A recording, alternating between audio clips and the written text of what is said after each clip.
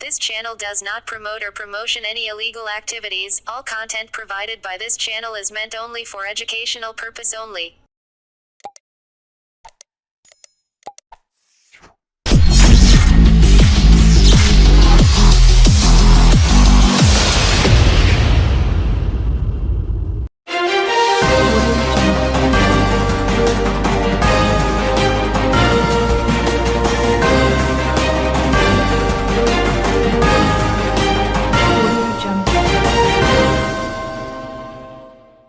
DYFI এর পক্ষ থেকে মোহামেডান স্পোর্টিং ক্লাবের আই লিগ জয়ী অধিনায়ক সামাদকে সংবর্ধিত করা হলো।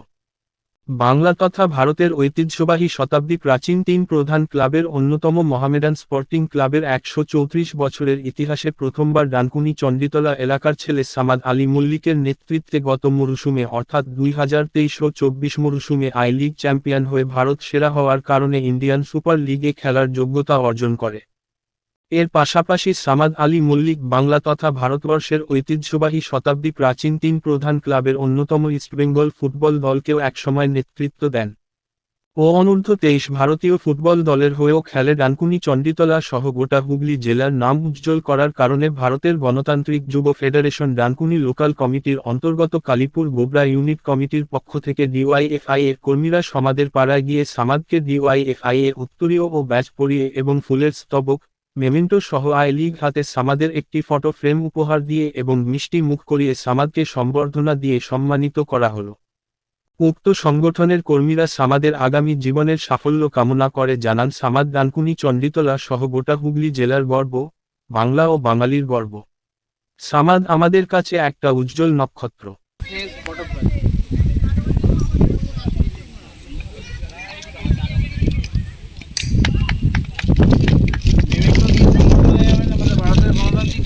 হুগলি জেলা কমিটির সদস্য মাসুদ আলী মিস্টার।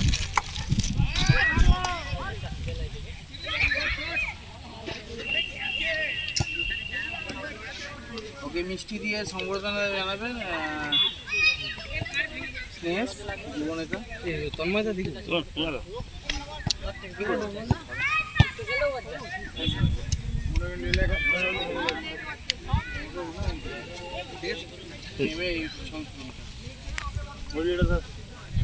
আচ্ছা ওই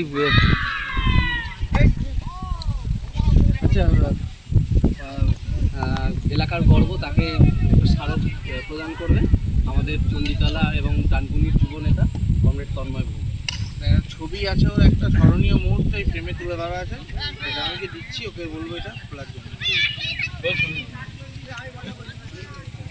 এইদিকে টেপ আছে।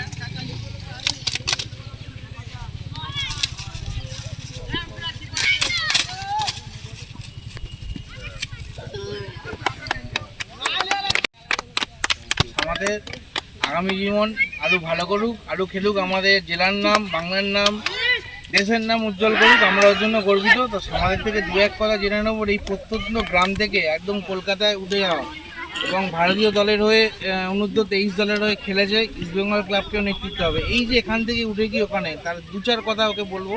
এই মাঝরাত্রিরে 3টের সময় 3:30 সময় উঠে ফার্স্ট ট্রেন ধরে প্র্যাকটিসে যাওয়া, এই গল্প কিছুটা ওর মুখ থেকে আমরা শুনে নিচ্ছি।